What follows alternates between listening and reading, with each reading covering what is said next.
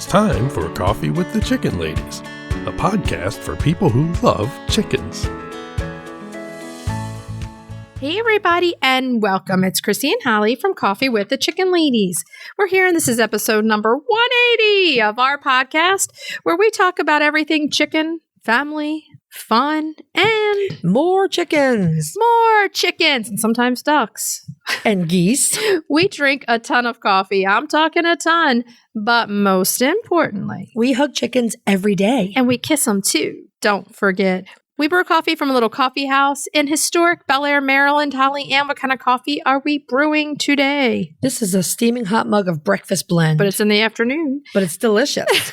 Are you ready to sip some of that delicious breakfast coffee in the afternoon and chat? I am, but first, a word from our sponsor. We have some exciting news to share from our sponsor, Grubbly Farms. They're here, new and improved, Grubbly's World Harvest. I'm a longtime subscriber, and my flock love the healthy, nutritious treats. Plus, orders $40 and more ship free. If you haven't heard, Grubbly's has a fantastic layer pellet and crumble feed. It's packed with plant and insect protein, perfect for those picky chickens and ducks. Grubbly Farms makes food and treats for healthy pets and planet.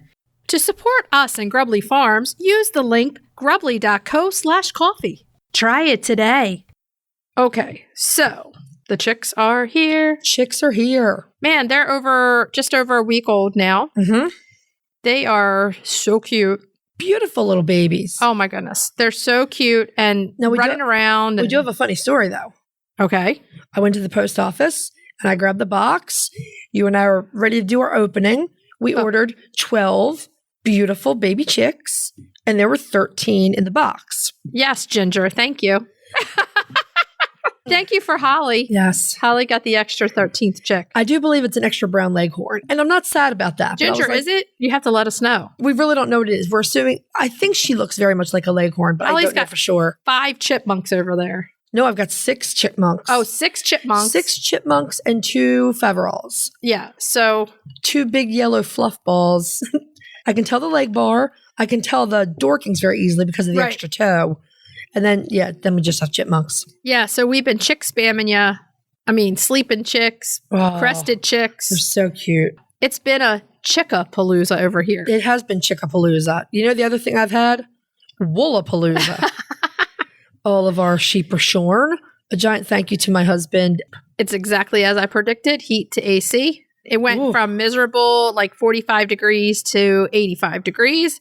So now, it went from miserable to miserable. I mean, the good thing about our studio is it's underground, so it's always cold no matter what season it is. Our studio in the summer. In the summer, I'm like, let's go in the cave and record. I love it. It's always the same temperature, though, cold. We're going to the chicken cave. Yeah, but when it's 90 degrees outside and we're down here in the chicken cave, it's good. Yeah, it really is. Although I have a blanket on me right now because I'm cold. Oh, you do, don't you? Well, you have a dress on. Yeah, I'm cold, man. Other than that, we're kind of just doing our chick thing and having fun with it. Enjoying the hot spring. Oh, yeah. Concentrating on getting some stuff done. The goose house will be arriving before too long. Oh, yeah. Okay. Does the goose house get a disco ball or a chandelier? Chandelier, I think. You think so? Yeah. Okay. We got fancy schmancy that up. And on that note, if you're listening to our show and you're loving it, head on over to Apple Podcast and leave us a written review. We just got one last week. Oh, it made our day. We love hearing your kind words. It really does put a smile on our face. And when you're there, hit that subscribe button because you never want to miss an episode. That way it's already loaded and ready to go. And it's a free way to help our show grow. And hey, go to Spotify. If you listen over there, hit that 5 stars and hit subscribe over there too. If you're looking for other ways to help support the show, you can tell a few chicken-loving friends about us. You can share your favorite episodes on social media. You can check out our Etsy shop. T-shirts, mugs. You can become a patron of the show, patreon.com/coffee with the chicken ladies. And the other thing you can do to help support the podcast is visit our website and our show notes, use our affiliate links and discount codes, and buy products from our sponsors. Yay! If you're looking for a chicken coop that's produced in a planet-friendly, sustainable way, try Nestera. Each coop is made from highly durable, 100% recycled plastic that keeps the equivalent of up to 2,000 shampoo bottles out of a landfill. Their clean, modern design will fit into any garden or run area and comes with an industry-beating 25-year warranty and a range of handy accessories. Simple to put together, so quick and easy to clean, and most importantly, red mite resistant. Your chickens will love it. Quick shipping from Nestera US. For a 5% discount, use the affiliate link in our show notes, on our website, and on Instagram. Link in bio. Check them out today. Hey, Chris. Yeah. Do you like subscription boxes? Does it have anything to do with chickens? Of course. Then yeah. Let me take a minute to tell you about the Chicken Love Box. If you love goodies for your chickens and you need to go to chickenlove.com. I love the mega box. Tons of useful products for my flock and a chicken tea for me. You can't go wrong with a chicken tea. They are so cute and so soft. In the April box, I absolutely love the chick leg bands and the organic soap set with hen decoration. I am loving the Chicken Spirit long sleeve tee, and those chick vitamins, they could save a chick for sure. Boxes start at $39 a month. They ship immediately after your order, and shipping is always free. Such a great deal. Don't wait. Get off the nest and click already. Use the code CWTCL50 for 50% off your first box of a 3-month subscription or more. That's chickenlove.com. That's chickenluv.com. Get your subscription today. The Breed Spotlight is brought to you by McMurray Hatchery, defining quality for generations. For over a century, McMurray Hatchery has remained a trusted family-owned business working tirelessly to ensure our poultry meet the highest standards. Whether you are an experienced enthusiast or just embarking on the journey, look to McMurray Hatchery for guaranteed quality, rare and heritage breeds, low minimums, and all the supplies you need to raise your flock. Request a free catalog today. Quack, quack, quack, quack, quack, quack, quack, quack, quack. Breed Spotlight, yeah. You actually got me with that one. I did not expect that. This week's Breed Spotlight is The call duck. I was calling. You were calling. Yes, you were. I was like, quack, quack, quack. Yes. So, yeah, this week's Breed Spotlight is the call duck, and you're going to understand why when we get to our main topic. We have a nice surprise for you for our main topic. Well, we were loving the call ducks when we saw them at the Ohio Nationals. They're so cute. There's so many of them. They're so cute. The adorable call duck is essentially a bantam duck. Yes. They are significantly smaller than the ducks in the class, but while they may be tiny and cute, they have a lot to say. Oh, really? They do. I was just thinking to myself, what would a flock of bantams and call ducks look like? Oh, my God. Ridiculously cute. So the calls are one of 3 APA-recognized bantam duck breeds. The other 2 being the bantam mallard and the East Indy ducks, which are beautiful black ducks. Right. These little birds have been around for at least a few hundred years. Here in the U.S., there are 2 color varieties of the call duck that were included in the American Poultry Association Standard of Perfection in 1874. The white and the gray. Now, the gray has mallard coloring. Right. It's just, we're going to say cute like 500 times during this spotlight. They are heritage breed ducks, though they are plentiful enough that they do not need to appear on the Livestock Conservancy's conservation list. I mean, if you think about, we sing the song "Short People Ain't Got No Legs." This would be the duck version. They're little stumpies. They don't got no legs. They have very small legs. The calls first arrived in the UK in the 1850s, and they probably showed up in the US not too long after. I mean, we know they were in the 1874 printing, so they were around. They were here. Nobody could see them because they were tiny. Invisible duck. The name call duck comes from an early use of these little birds to call wild ducks into traps. If you've ever been around call ducks, you know that they do have a lot to say. Wild ducks would hear them and they would fly in to join the party. Now in the Netherlands, these what they call traps were these very large funnel traps. Picture a high tunnel that you use for growing plants. Right. It's sort of like that. But instead of the vinyl on a high tunnel would have been mesh. Right. So it looked essentially clear. The Dutch called these traps decoy. Oh, okay. I get it. Yep. And so the little ducks became decoy ducks. So sad for them. I didn't do any further research. I mean, wouldn't want to. They're all swimming around in there, and it's like they're huge things. They really are like a high tunnel. They're the decoy duck to get you in there, get the other big ducks in there. Now, there was one historian who said that they didn't think it was ever the call ducks that were used as the decoys. The reality here is there's just not a lot of good, reliable information. Now, the girls and I have watched this movie called Migration on Peacock. Oh, have you seen it? Okay. It's all about this family of ducks that goes on this migration from a pond to Jamaica and all the stuff they go through. Okay. And you have a different appreciation of what they kind of come through afterwards. And you're like, seriously? I've watched it now twice, once with Ella, once with Sophia. Okay. I don't want to watch it again. Oh, well, you don't have to watch it with me. That's fine. Now, like I was saying, it's surprisingly difficult to find any in-depth information about the early development of these cute little birds. I think I've called them cute little birds like 10 times already, but they are. Oh, yeah. Most sources claim that call ducks came from mallards and were developed in the Netherlands, then made their way to the UK. They have the mallard coloring, so of course that makes sense. Mm-hmm. Other sources said they arrived in the Netherlands via Asia. And, that's not unusual. The Japanese bantam ended up in the Netherlands first. Right. But this theory is starting to seem unlikely because there's no evidence at all of their existence in Asia. Historians and other researchers believe that the small ducks that appear in both European and Asian art dating from the 16 and 1700s simply depict ducklings and not call ducks. Which could be. I did look up some of the examples, and what you would see was 2 ducks with the exact same markings. Big duck, little duck. Mm-hmm. That's a mom and a duckling. That's a duckling. I mean, and the thing is, these ducks are clearly not ducklings. Ducklings have a much different look. These ducks are... They're fully feathered. They look adult plumage. Right. They look like a little duck.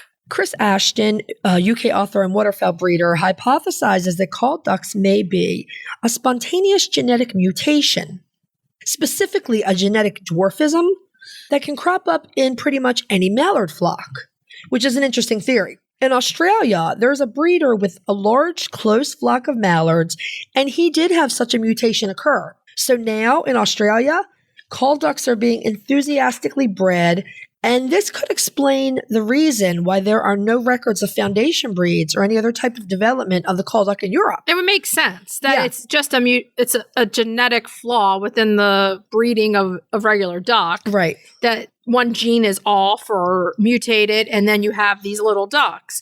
So if you're super interested in this and you want to do some more research, you want to look up specifically the gene for dwarfism in domestic ducks. Right. And there are some studies and things that are useful. But as far as the history goes, I think his theory makes a lot of sense.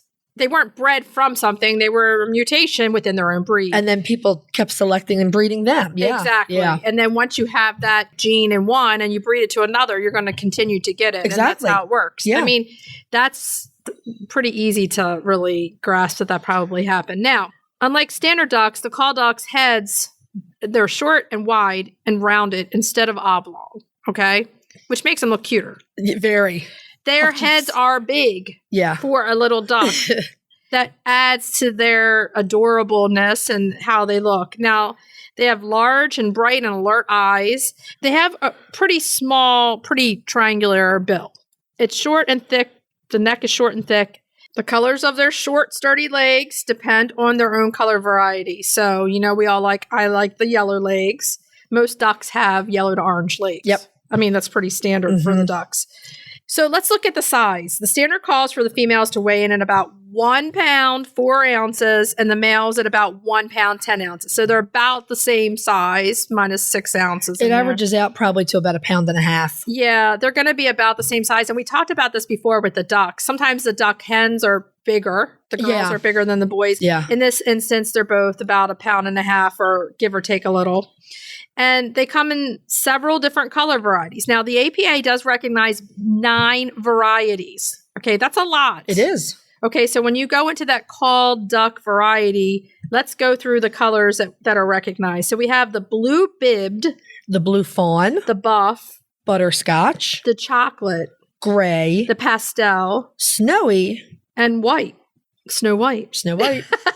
But they are two different colors. Snowy and white, are they the same or are they different? They're two different colors, yeah. Okay, that's weird, but okay, we'll go with it. So the UK has even more color varieties. Okay, let's go into this. The silver. Magpie. The apricot. And yellow-bellied. You yellow-bellied little call duck.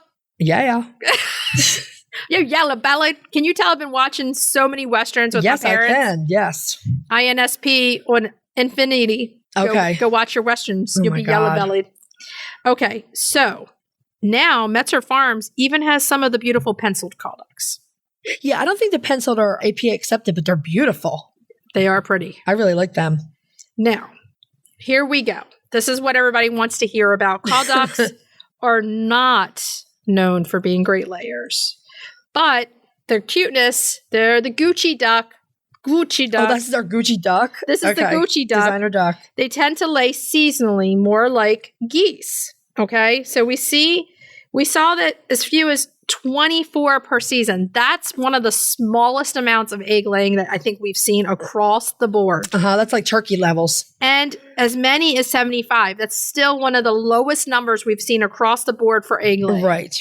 So this duck, the call duck, is more like a beloved pet. That you occasionally get an egg from. Right, exactly. If you're going to go into call ducks for their egg laying properties, don't do it.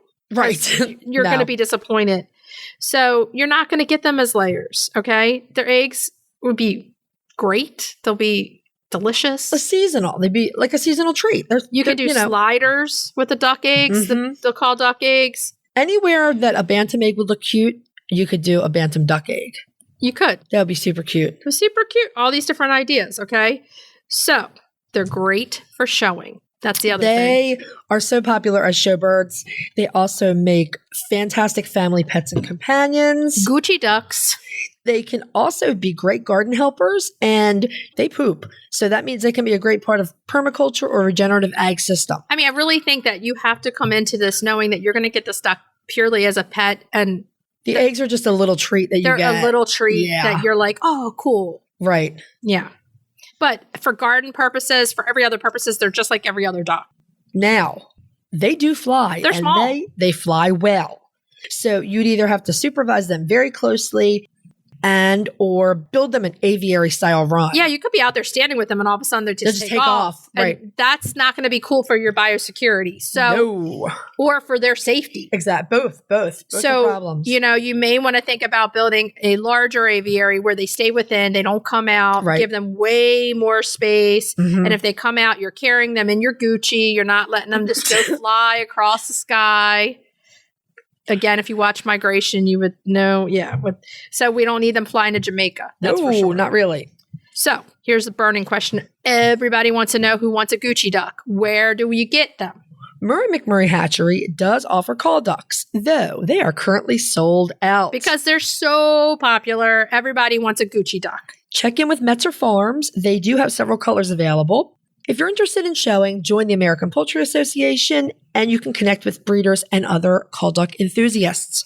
It's amazing. They're so adorable. Let's say they're cute, they're Gucci, they're adorable. Fun. I mean, everything. If you're looking for a pet to live in your garden and work with you in your garden, you can't go wrong with these little guys. You can carry them around with you. But they do talk a lot. Okay, so if you have the call duck, give us a story, mention us, hit mention, put our name in, then we can reshare. Just tagging us, it doesn't allow us to reshare your stories. You have to hit the mention button, and we want to reshare everybody's story that we can. Okay, so after listening to this amazing breed spotlight, and we know that we have a really exciting main topic coming because we're going to be talking about ducks, right? Because we're doing all this. Before Katy and Marc even get on here, we want to talk about there's going to be an opportunity for somebody out there to win $100 gift certificate for Metzer Farms. This is huge, people. This is big. This is going to be on our Instagram. It's a giveaway. We're partnering with Metzer Farms to give away a $100 gift certificate. Get yourself some waterfowl. To get some ducks. Let's get excited about waterfowl. Let's add some ducks to some flocks. I got to tell you, after the breed spotlight and listening to Marc talk about how wonderful they are, I want call ducks now. Yeah, I mean, they're going to come on. They're going to be talking about it. And I think it's exciting. And one lucky person out there is going to win $100 in ducks. So once you listen to this, look for the giveaway on our Instagram page. It's going to be on our Instagram page. You're going to have to follow us and Metzer Farms and tag a friend to enter. Right. So look for this giveaway. It will be going up. And good luck to everybody. I could do a lot of damage with a $100 gift certificate. You could, definitely. Are you ready to dive into the fascinating world of backyard ducks? Look no further than Metzer Farms, your premier destination for top quality waterfowl. Whether you're a seasoned breeder or just starting out, Metzer Farms has everything you need to elevate your flock to the next level. And if you're passionate about call ducks, you're in for a treat. Metzer Farms hatches a stunning variety of call ducks, meticulously bred for their miniature size, beauty, and calm temperament. From snowy whites to vibrant colors, each duck is a masterpiece waiting to grace your backyard.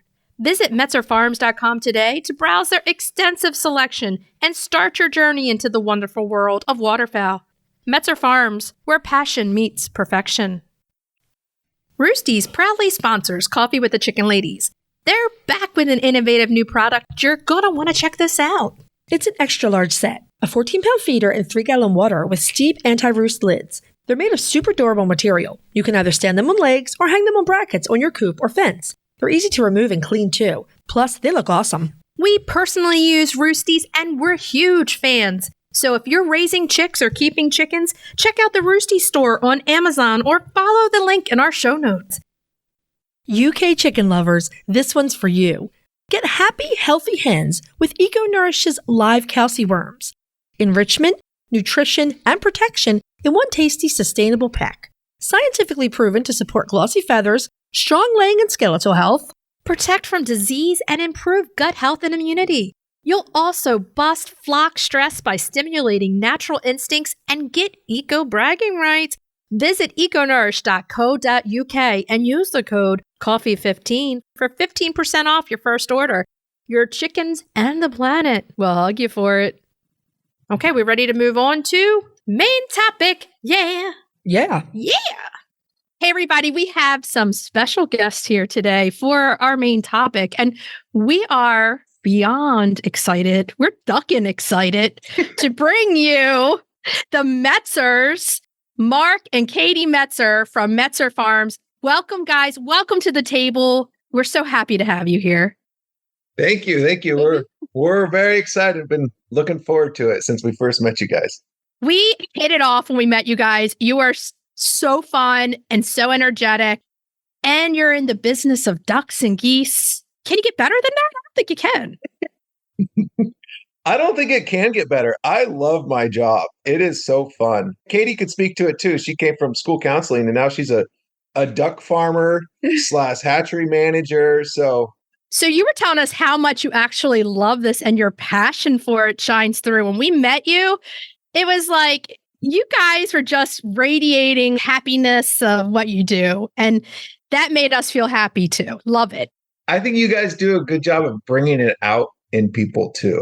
I mean, honestly though, you guys, your feedback makes it fun to give people, I don't know how to say it better. Your feedback helps bring on conversation and gets things out of people. So I think it's thanks to you too. That's sweet. Thank you. The reality is we just want to hear about all the ducks and geese. And so if you are talking, we are happily listening. I am your conduit between ducks, geese, and you guys. Yes. You are. So Holly Ann, you start us off. You're the third generation of Metzers to farm waterfowl. Can you tell us a little bit of history, background of Metzer Farm? Yeah. So I'm living in Tennessee now because we opened up a new hatchery in Tennessee, but I'm from California, born and raised. And so on the farm that I was born on, raised on, is our original duck farm and hatchery. Quite some time ago, my grandfather moved into the Salinas Valley as a teacher. He loved gardening, and Salinas Valley is a great place to be a gardener. Makes you look a lot better than maybe your skills actually are. And so part of his gardening strategy was to have ducks for snail and slug control. Makes perfect sense. Yeah. So he bought some ducks, had them in his garden. And at that same time, my dad was in high school and then went to college at UC Davis. And on my dad's, I think last year before graduating, somebody came to my grandfather and said, I want to buy 10,000 balut a week. So balut are partially incubated duck eggs. Wow. Yeah, it's typically eaten by Filipinos. Yes. And so my dad heard that and he said, you know what? I don't think I want to become a large animal science person. So I'm going to start a business officially as Metzer Farms. So he took marketing classes, he took accounting classes, and then science classes about poultry at UC Davis. The day after graduation in Davis, he had somebody teach him how to sex a baby duck. And he came back to Salinas and started the farm. An interesting note, though, is that that person that told my grandfather he wanted to buy 10,000 balut never saw him again. So we never sold that man balut, but his interest caused my dad to change his major, start Metzer Farms, and then start hatching baby ducks. Wow. I love that story. And I love the fact that I thought it was your grandfather, but your grandfather's passion for gardening and ducks was there to facilitate your dad's passion. And then your dad saying, look, I don't want to do this. I want to raise ducks for good, for backyards, to do all the things. I love that. To add in, my grandpa was doing hatching as a hobby and selling locally to some stores, but he never had the passion to turn it into a business. His passion was teaching English and teaching at high schools and community colleges. Great. And so Marc kind of followed in similar footsteps too, in that when he joined, he had gone to college at Cal Poly and studied ag business as well. And then went and worked for a produce producer in the Salinas Valley for a few years. He moved abroad and taught English in South Korea. Wow. And then came back, and he actually taught kindergarten, which I think is just the cutest visual to picture Marc with a classroom full of kindergartners. I can see that with his personality. I can 100% I bet they loved you. Yeah. I'm sure they did. Teaching is difficult when kids are so cute. You let them get away with things, and then they own you after that.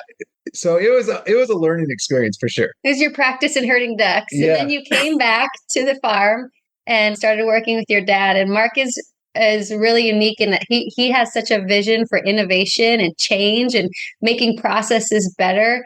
He's constantly coming up with new ideas of how we can improve and grow the business and, really provide the best quality waterfowl and hook up our customers with something really unique. And Marc and his dad work so well together as far as, different family businesses. Sometimes there's different dynamics and tension, and they're buddies and they work so well. And then for me, getting to join Metzer Farms has been such a treat. I've been a school counselor for the last 9 or 10 years. And actually, I was over at the occupational therapist's house that worked for my school district as well, playing with her kids, and they had some ducks there. And I was playing with her kids and the ducks. And I said, Allie, I actually met a duck farmer. And she says, what? I said, yeah, this guy, Marc. And she says, Marc Metzer? No way. He gave me these ducks so I could give them my kids for Christmas presents. I went to high school with him. He's the nicest guy, his family, blah, blah, blah. And everything was, the rest is history. But so now I get to be... The rest is that he was at your door with a duck in a box. I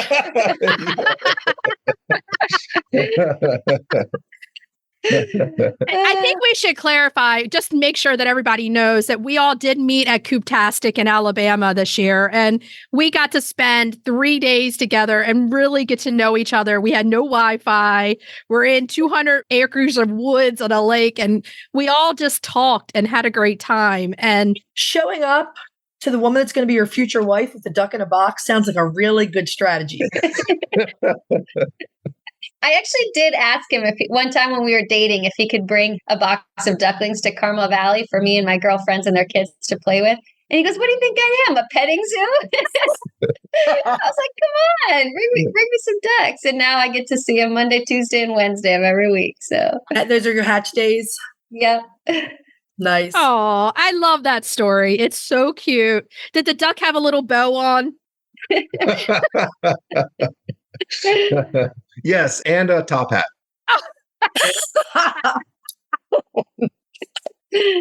Okay, before we go into the next question, Marc, do you know what breeds your grandfather was working with in the very beginning? Yeah, I think his first flock was Khaki Campbell. Oh, nice. Okay. Yeah. Uh-huh. So we're going to move on because you kind of touched on this a little bit, and you're talking about the new hatchery in Memphis. And, we were talking about a lot of what FedEx and the Postal Service, we're going to have you guys explain all this, but it's one of the major reasons that you went to Memphis to open up a new farm there is to help on the travel with the ducklings and all that good stuff. And you guys moved to Memphis to get this all started. So tell us a little bit about it. Yeah. So because we specialize in waterfowl, yeah, we're in California, but we're shipping waterfowl throughout the country. It's not like we're regional and just shipping to the West Coast. And so because of that, we're on one side of the country and we're shipping long distance. So we were outgrowing our current hatchery in California and thought, well, if we're going to have to build another hatchery, might as well put it at the location of the FedEx World Hub, which is in Memphis. And the reason is that yes, we use the post office to ship all of our birds, but the post office doesn't own any planes. So nearby shipments will be trucked by the post office to that person's local post office. Anything above and beyond, I think about 250 miles, the post office has contracted with FedEx to say, hey, this box needs to go to Dallas, Texas. Can you fly it? So what FedEx does for not only the birds, but all of their packages is every day flights go from, let's say, San Jose to Memphis and then Memphis to Dallas. Memphis is the hub. Every FedEx plane flies into Memphis. Boxes get sorted, and then every plane goes out to every other airport. So everything's going through Memphis. And so by our constructing a hatchery in Memphis, we could cut off that first leg. From our hatchery in Memphis, we take the birds to the FedEx hub, and they're flown directly to the customer's nearest local airport. So innovative. I love that because you're cutting off that first transport to get to Memphis. You're already there. So the birds don't have to have that leg of the trip, which is awesome. And people can get them quicker. They're less in the air or on ground at that point. And I found it really interesting that every bird that you buy from any hatchery in the US is going through Memphis. Yeah.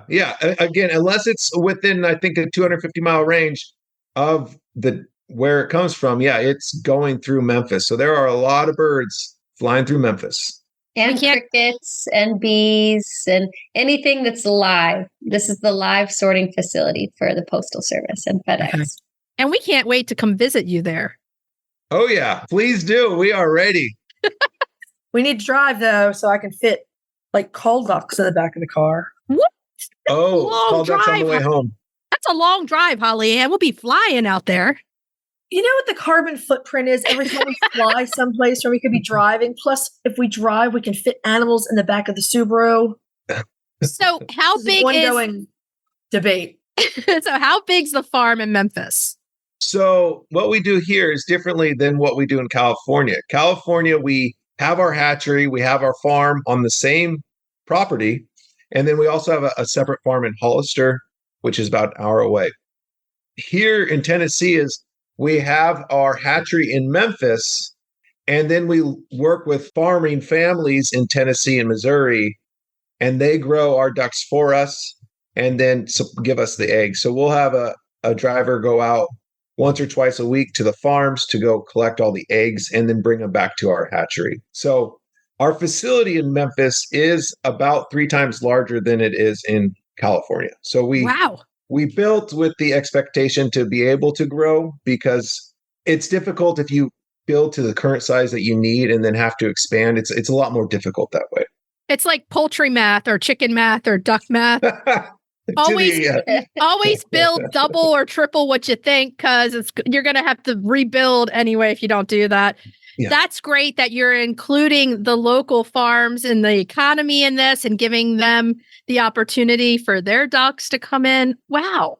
And it works really well for us because we're not putting all of our eggs in one basket. You know, nowadays with avian influenza, if you have a big farm where you have a lot of your birds housed and you test positive, you're losing a lot of your genetics. And so we have several small farms where the families are using traditional farming practices and practicing really good animal husbandry, taking care of the birds, and we're able to spread out our genetics. So it's a neat thing.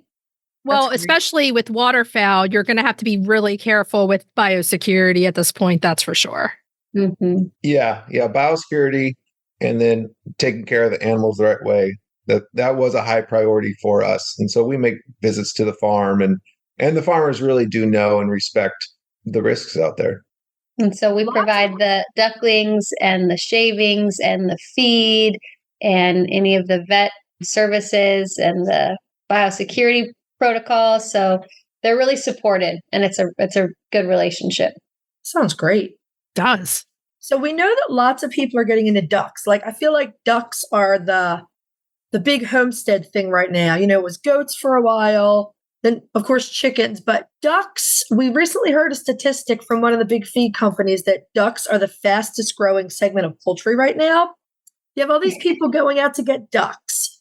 What do they need to know when they get their ducklings home?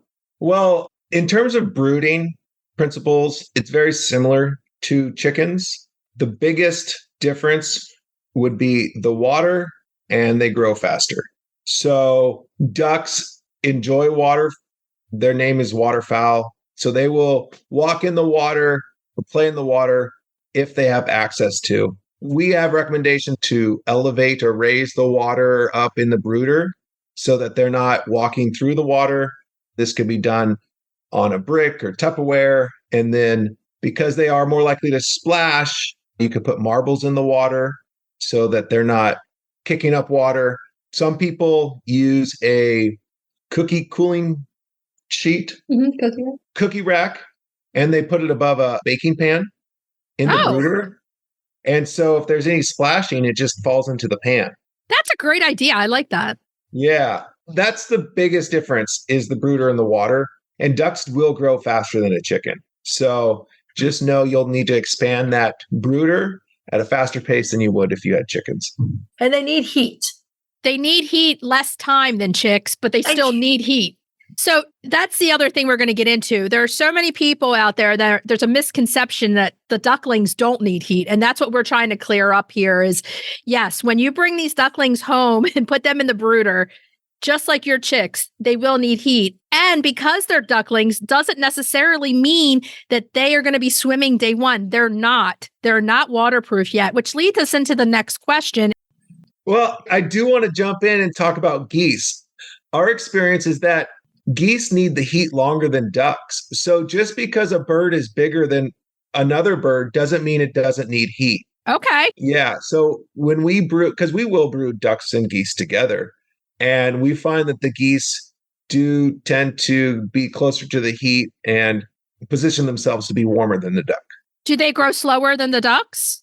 No, geese grow super fast. They remind me of a Tyrannosaurus Rex. They have their feet. It looks like they are wearing scuba shoes when they walk because their webs like stop on top of each other. They're like mini dinosaurs. Wow. Ducklings are very cute. Yeah. Yeah. So we'll move on to the water thing in a minute. So what we didn't really touch base on is like the niacin for the ducklings also. And do the geese, they also need the niacin, correct? So any kind of waterfowl, they need a food that's going to include that pretty quickly. That's correct. Most feed now that you can buy at the feed store has the appropriate amount of niacin for ducks and geese, but that is something that you have to be aware of, that it does have it. And if it doesn't, you can use brewer's yeast, or there's niacin tablets that you could buy at a CVS or Walgreens. Okay. I do want to say our website, if you just search niacin in our search bar on our website, we have 4 blogs about it, and then a nutritional requirement of it on our website.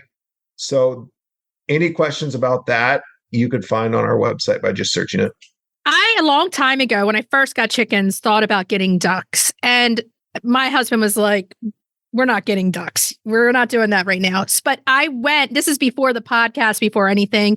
And I went over to your website, and I will say, this was many years ago, phenomenal. Any information that you need is right there. You really do try to educate people on taking care of them. And sometimes I feel like people who get waterfowl, this is what I was kind of getting at before, they think they have less things they have to do, that they're more self-sufficient. And it's not the truth. When they're chicks, they're ducklings, they're goslings, they need the same amount of care in the brood as the chicks do. Totally agree. And Marc takes that kind of customer service really seriously. When he was training me or telling me about what we need to do here, he said that it's our job to help our customer know what they need to do before they get the babies and to be successful with it. If they fail, it's our fault because we didn't give them the right kind of resources and the right kind of way to be successful. And so, like you said, trying to have a resource that provides it in different ways, in different language, and makes it accessible to people. That's a teacher in you, Marc. You're trying to teach, and I love that. And it's so important that, somebody that comes to you is equipped and you give those resources out. And like I said, this was many years ago and your website was amazing then. And we've looked at it and the amount of information on there is just great. Thank you. Well, my dad was the one that built that website a long time ago. So I would say credit goes to him. I will have your website linked in the show notes so people can find it easily. All right. What's the best way to set up a duckling brooder? Like overall, what should a duckling brooder look like? What do you need to successfully brood a bunch of ducklings? Yeah. So I would start with a chicken brooder. I would start there. We're going to make the assumption that the people listening know how to have a chicken brooder. The thing I would change or improve would be the water. It's water, water, water for the ducks. It's elevate the water so that the rim of the trough is at about chest height or lower neck height. They'll drink from it just fine. Watch them. If you have different sized ducks or ducks and geese, measure it to the shortest duck. And then that's the first step you can do. If you want to go one step further, it's put some type of wire or cooling rack under the water so that if water spills, they can't go play in the spilled water. And then for keeping the pen dry, what we do is we just top dress with shavings. We don't do a complete clean out. We top dress and we'll do a clean out at the end of their brooding time. Okay. That's amazing. So now let's get into waterproofing our ducklings. And when does that come in? At what age? Because it's something that the mom helps them with when you have a brooding mom that's going to help the ducklings. But if you're getting ducklings, let's talk about it. What's the process for them? Yeah. So, well, like you said, in nature, the mom helps with oiling up the baby duck's feathers, and that's why they could start swimming soon after hatch. But if you buy birds from a farm store or from us or from anywhere, they're not going to have that.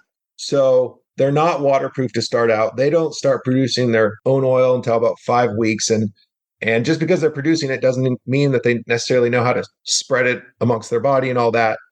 They're fully feathered at 7 weeks. So with that information, you can have them swim at 2-3 weeks, but you got to make sure the water's not cold.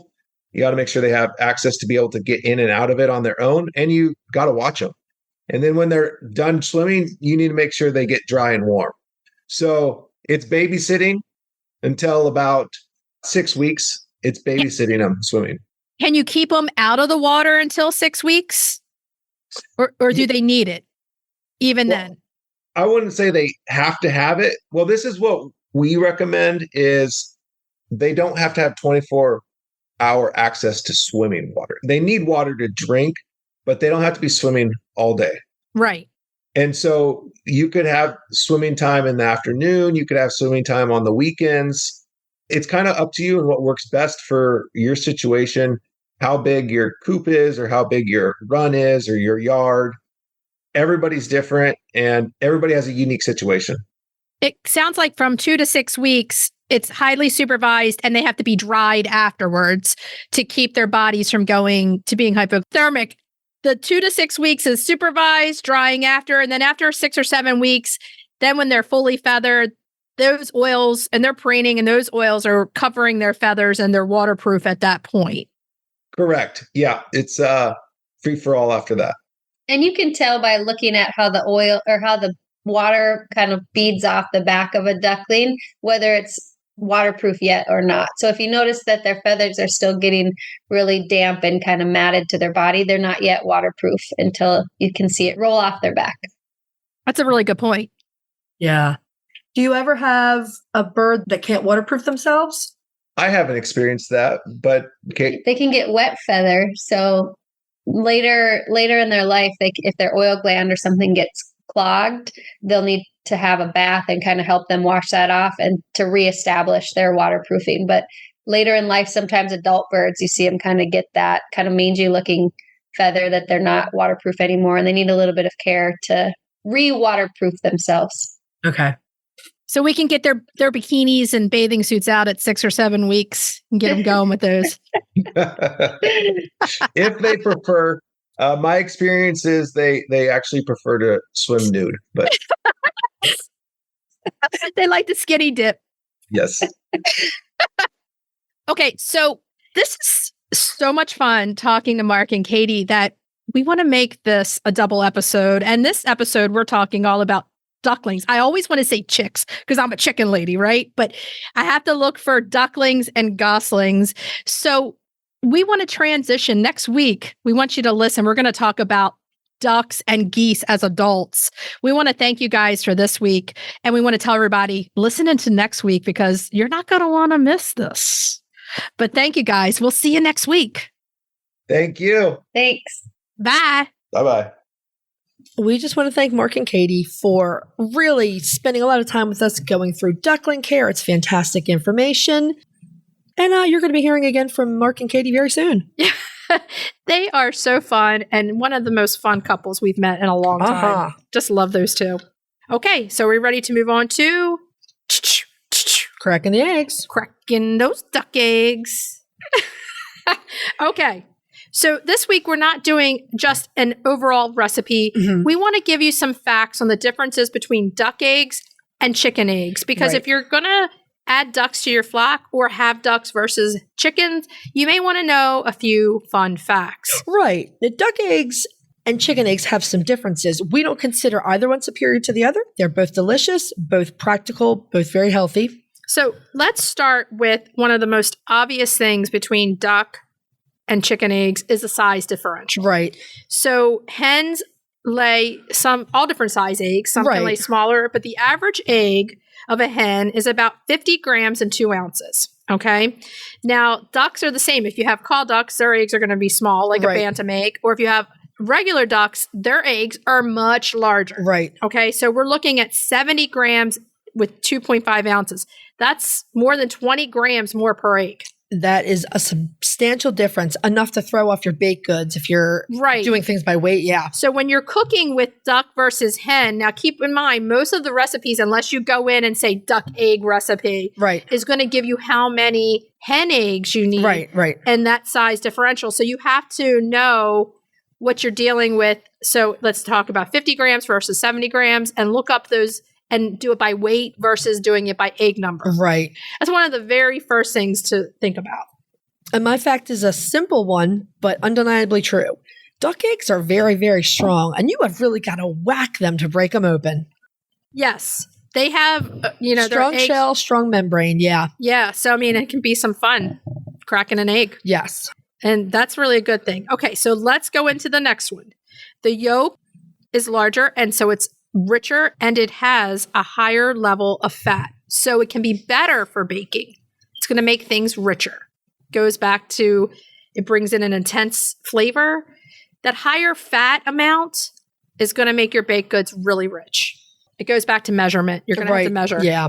Duck eggs are higher in protein and omega-3s, but otherwise the nutritional profile is very similar to chicken eggs. It is. I feel like you can't go wrong with either one. The other thing that we're going to put a caveat in here is that if you're a person that has cholesterol problems, Mhm. high cholesterol, or heart conditions, just know if you're eating a duck egg, the duck egg's going to bring in about 620 milligrams of cholesterol for the average size, where the hen egg only brings in 210 milligrams of cholesterol. Mhm. So if you have a cholesterol problem, just know that the duck eggs are going to make that go up a little You bit. might have to adjust your levels a bit. Exactly.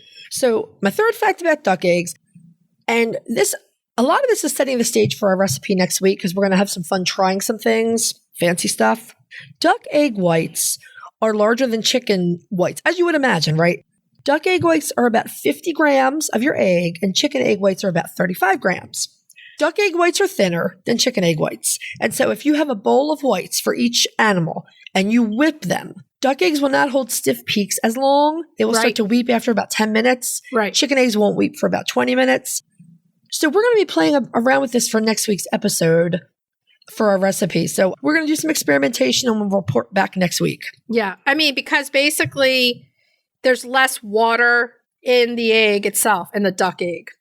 I'm honestly not sure the physics of it, but it's going to be interesting to look it up and learn and experiment with it. Okay, here's another thing. They are easier to overcook because of that same reason. Yeah. So you're going to have, it's going to be a different time. It's going to be a little bit longer because it's a bigger egg, but then it's going to be easier to overcook and then change them. They have a reputation of being very creamy, but it can go from creamy to rubber very quickly. Yeah. So you have to watch your time with cooking them. Mm-hmm. They definitely can be overcooked easier. Absolutely.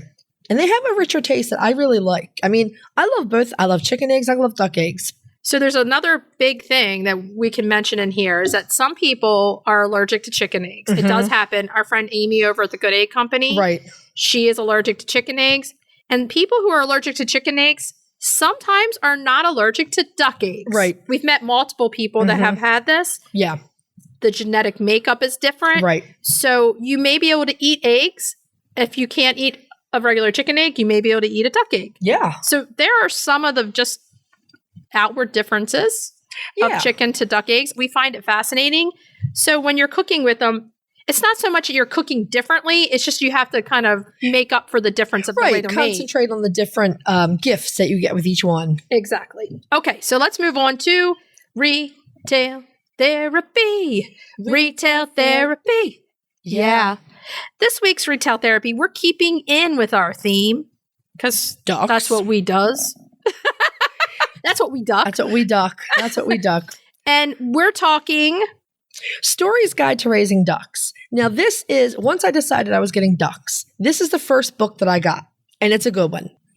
It's written by Dave Holderread, and at one point, Dave Holderread was one of the bigger waterfowl breeders in the country. right. He imported some duck breeds. He just did a lot of work, and he's very knowledgeable about the birds. So this book is available right on Metzer's farm website. You can get it easily. It's essentially a basic but thorough text on raising and keeping ducks. All the simple things that you may just want to know. Right. That may be different than raising chickens. This is a book that's good to have in your library right there at your fingertips. It goes over all of those little nuances that you might not know. Right. Behavior, housing, Breeding. and the breeds themselves. And the breed spotlights. So this is one that you definitely want to put in your library. And we like the fact that Metzer has, on their website, they do so much duck education. Yep. We love that. Those guys over there at Metzer have it going on. And they do have a list of books that they recommend. And this book is on there. So this one, if you are new to getting ducks, I would get the book with it. Absolutely. So that you have it right at your fingertips and you can look up anything you want. Check it out. You can get it at Metzer. You can get it on Amazon. Any place where you can buy books. Yes, indeed. It is great. And we probably have this linked in our Amazon storefront. Yeah, I have it on there. Yeah. Okay. So should we tell everybody what we're going to be talking about next week? Next week, goose lovers, we are spotlighting the American buff goose. This is going to be a surprise, but Marc and Katy Metzer are joining us to talk about care for your adult ducks. We had so much fun that we had a pretty long interview with them. So yeah. Yeah.